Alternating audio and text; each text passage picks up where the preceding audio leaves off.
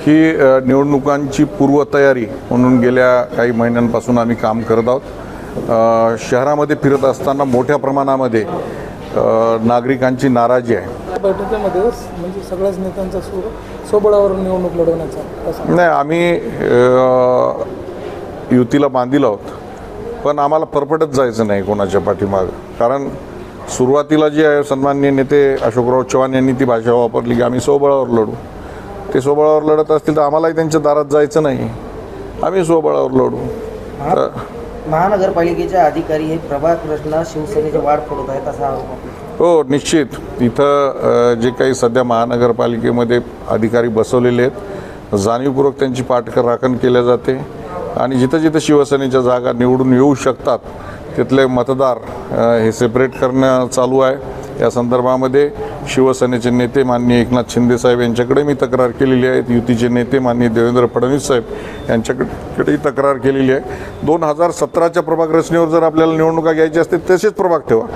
मग काही प्रभागामध्ये आपण बदल करताय, काही प्रभागामध्ये बदल करत नाही, तर हे असं होऊ शकत नाही। तर याला जे कोणी बदल करतील आणि ज्या पद्धतीनं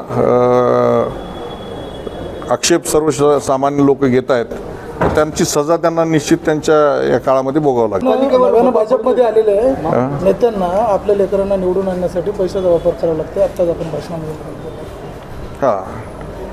आपण बघताय की नांदेडची जनता ही वेगळ्या प्रकारची जनता आहे आणि एकेकाळी शिवसेनेकडे कुठल्याही प्रकारची साधन सामुग्री नव्हती, सत्ता नव्हती, पैसा नव्हती, तरीसुद्धा शिवसेनेला सातत्याने 3-3, 4-4 आमदार इथं जनतेने दिलेलं आहे। मी काय कोणाचं नाव घेतलेलं नाही, परंतु आपल्याला माहीत आहे की मोठ्या प्रमाणामध्ये मागच्या विधानसभा निवडणुकीमध्ये काय काय खटपटी करायला लागलेल्या आहेत।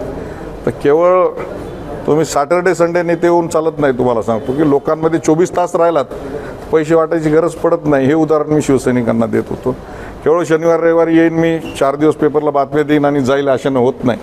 तुम्हाला सर्वसामान्यांच्या सुखादुःखामध्ये आणि अडचणीमध्ये गेलं पाहिजे, त्यांच्याशी समरस झालं पाहिजे, त्यांचे दुःख समजून घेतले पाहिजे, तरच लोक मतदान टाकतात। हे मी सर्वसामान्य शिवसैनिकांना समजावून सांगतो। आता isakal.com आहे देशातील नंबर 1 ची मराठी न्यूज वेबसाईट। प्रत्येक अपडेटसाठी isakal.com ला नक्की भेट द्या।